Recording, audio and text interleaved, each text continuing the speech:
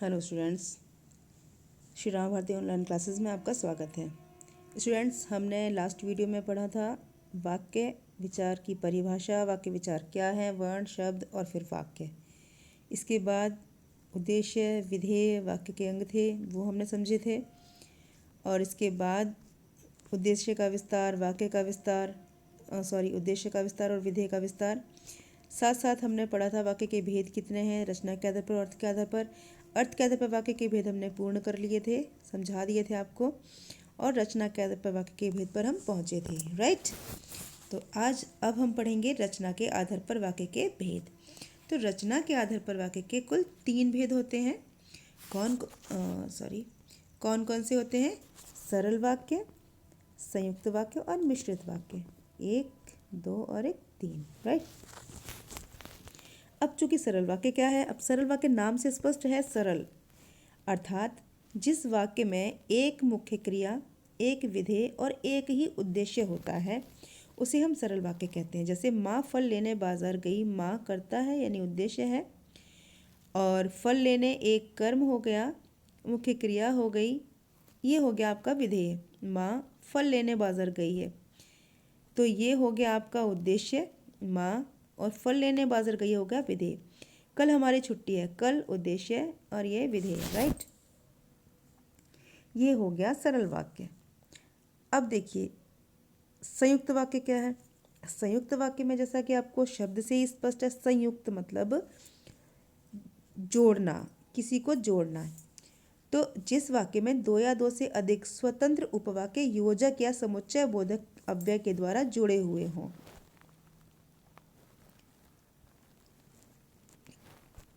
देखिए कैसे जुड़े हुए हों, योजक या समुच्चय बोधक अव्यय से जुड़े हों उसे हम संयुक्त वाक्य कहते हैं। जहाँ 2 या 2 से अधिक स्वतंत्र उपवाक्य, ध्यान रखिएगा, जैसे हमने फिल्म का टिकट खरीदा और सिनेमा हॉल चले गए। एक वाक्य ये रहा, एक वाक्य ये रहा। देखिए हमने फिल्म का टिकट खरीदा, फुल स्टॉप लगा दो, पूरा वाक्य पूर्ण हो जाएगा। सिनेमा हॉल चले गए, हम सिनेमा हॉल चले गए, ठीक है। तो ये थोड़ा सा अधूरा सा लग रहा है। अधूरा मीन्स अगर हम लगा दो तो पूरा हो जाएगा। तो ये 2 वाक्य हैं, 2 उपवाक्य हैं जो कि किससे जुड़े हैं? इससे जुड़े हैं, और से। तो ये है आपका योजक या समुच्चय बोधक, कुछ भी कह सकते हो आप इसे। पिताजी बाजार गए और हमारे लिए मिठाई लाए। यहाँ खेत थे परंतु अब यहाँ मॉल बन रहा है। यहाँ ये बात ध्यान रखिएगा आप कि अगर हम संयुक्त वाक्य में ये हटा देते हैं, ये तीनों चीज़ें, तो जो उपवाक्य हैं वो स्वतंत्र हैं, वो पूरी तरह स्वतंत्र हैं। लाइक देखिए, यहाँ खेत थे, पूरा वाक्य हो गया।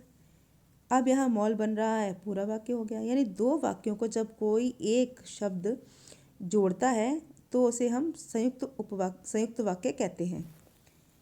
अब आ जाते हैं मिश्रित वाक्य पर। मिश्रित वाक्य क्या है? अब मिश्रित वाक्य में देखिए, जिस वाक्य में एक से अधिक सरल वाक्य इस प्रकार जुड़े हों कि उनमें एक प्रधान उपवाक्य हो और तथा अन्य आश्रित उपवाक्य, मतलब एक तो मुख्य उपवाक्य हो जो प्रधान हो और बाकी के उपवाक्य जो बचेगा वो आश्रित हो उस प्रधान उपवाक्य पर, राइट, डिपेंड करता हो उस पर, ये अर्थात उसके बिना अधूरा हो। जैसे ही हवन समाप्त हुआ। अब जैसे ही हवन समाप्त हुआ ये वाक्य बोले हम आपको, तो आपके मन में क्या आएगा? वैसे ही क्या हुआ? तो इसका मतलब ये अधूरा है। अभी इसको पूर्ण करने के लिए एक और वाक्य चाहिए, ठीक है। वैसे ही प्रसाद बांटा गया, तो ये क्या है? प्रधान उपवाक्य है और ये आश्रित। अब देखिए, मैं जैसे ही घर पहुंचा वर्षा शुरू हो गई। सभी जानते हैं, क्या जानते हैं? सभी जानते हैं। तो एकदम से प्रश्न बनता है कि क्या जानते हैं? कि पृथ्वी सूर्य के चारों ओर घूमती है, ये जानते हैं। यानी इसके बिना सिंपल सी बात है, ये सेंटेंस अधूरा है ना। ये पूर्ण है तो प्रधान उपवाक्य ये हुआ। अब यदि वह परिश्रमी है तो ईमानदार भी है। यदि वह परिश्रमी है तो ईमानदार भी है। तो इस तरह के वाक्य जब आपके समक्ष आते हैं तो आप समझ लीजिएगा वो मिश्रित वाक्य हैं। ठीक है, अब देखिए ये क्या है। अब रचना की दृष्टि से वाक्य में परिवर्तन कैसे होता है। सरल से मिश्र बनाना, मिश्र से सरल बनाना, संयुक्त से सरल बनाना, ये कैसे कर सकते हो आप। रचना की दृष्टि से वाक्य में परिवर्तन, सरल वाक्य से मिश्रित वाक्य बनाना। सरल वाक्य ये है और मिश्रित वाक्य ये है। कैसे बने। धनी व्यक्ति सब कुछ खरीद सकता है, तो जो धनी है वह सब कुछ खरीद सकता है। मैंने एक अंधे व्यक्ति को साइकिल चलाते देखा। मैंने एक अंधे व्यक्ति को देखा जो साइकिल चला रहा था। छुट्टियों में हम मैसूर जाएंगे। सिंपल वाक्य है, सरल वाक्य है। जब छुट्टियां होंगी तो हम मैसूर जाएंगे। अब जब छुट्टियां होंगी ये अधूरा है, तो हम मैसूर जाएंगे, ये पूरा हो गया। मनीष पुस्तकें खरीदने बाजार गया है। सरल वाक्य, मनीष बाजार गया है क्योंकि उसे पुस्तकें खरीदनी है। ठीक, इस तरह से हम इनको परिवर्तित कर सकते हैं। अब सरल वाक्य से संयुक्त कैसे बनेगा। मनीष पुस्तकें खरीदने बाजार गया है, ये हो गया आपका सरल वाक्य। और मनीष बाजार गया और उसने पुस्तकें खरीदी, ये हो गया संयुक्त वाक्य। सूर्योदय होते ही चारों ओर उजाला फैल गया। सूर्योदय हुआ और चारों ओर उजाला फैल गया। कामिनी के हाथ से गिलास गिरकर टूट गया। कामिनी के हाथ से गिलास गिरा और टूट गया। मेरे बुलाने पर भी वह नहीं आई। मैंने उसे बुलाया पर वह नहीं आई। ठीक, तो ये आपका सरल से संयुक्त बन गया। पहले सरल से मिश्रित बना था। अब संयुक्त वाक्य से सरल वाक्य बनाना कैसे बनाएंगे हम। माँ ऑफिस से आई और काम करने लगी। माँ ऑफिस से आते ही काम करने लगी, ये आपको चेंज करना अच्छे से आ जाना चाहिए। अतुल सोकर उठा और कसरत करने लगा। ऑब्वियस, अतुल सोकर उठते ही कसरत करने लगा। ठीक है, तो इसको चेंज करने का तरीका आप समझ लीजिए। इसको, इन वाक्यों को किस तरह से परिवर्तित करेंगे। सरल से संयुक्त में, सरल से मिश्रित में, मिश्रित से संयुक्त में या सरल में, कैसे आप कर सकते हैं। सचिन बीमार है इसलिए विद्यालय नहीं आया। सचिन बीमार होने के कारण विद्यालय नहीं आया। अब मिश्रित वाक्य से सरल वाक्य बनाना। जैसे ही घंटी बजी बच्चे कक्षा से बाहर आ गए। घंटी बजते ही बच्चे कक्षा से बाहर आ गए। इसमें कुछ भी नहीं, कोई वाक्य उपवाक्य नहीं है, कोई प्रधान नहीं है, सिंपल है। जो परिश्रमी व्यक्ति है उसके लिए कुछ भी मुश्किल नहीं होता। परिश्रमी व्यक्ति के लिए कुछ भी मुश्किल नहीं होता। ठीक है, यहाँ इतनी भीड़ है कि दम घुटा जा रहा है। यहाँ भीड़ के कारण दम घुटा जा रहा है। अब मिश्रित वाक्य से संयुक्त वाक्य बनाना। जब मेहमान आ गए तो केक काटा गया। मेहमान आ गए और केक काटा गया। जैसे ही कविता आई ऐश्वर्या चली गई। कविता आई और ऐश्वर्या चली गई। सौम्या ने इतना मज़ेदार चुटकुला सुनाया कि सभी हंसने लगे। सौम्या ने चुटकुला सुनाया और सभी हंसने लगे। ठीक, तो आपको समझ में आ गए होंगे सारे वाक्य विचार। अब एक बार हम क्या सीखा हमने अब तक वो पढ़ते हैं कि शब्दों के व्यवस्थित तथा सार्थक समूह को ही हम वाक्य कहते हैं। करेक्ट। वाक्य के अंग दो होते हैं, एक उद्देश्य और एक विधेय। अर्थ के आधार पर वाक्य के 8 भेद माने गए हैं।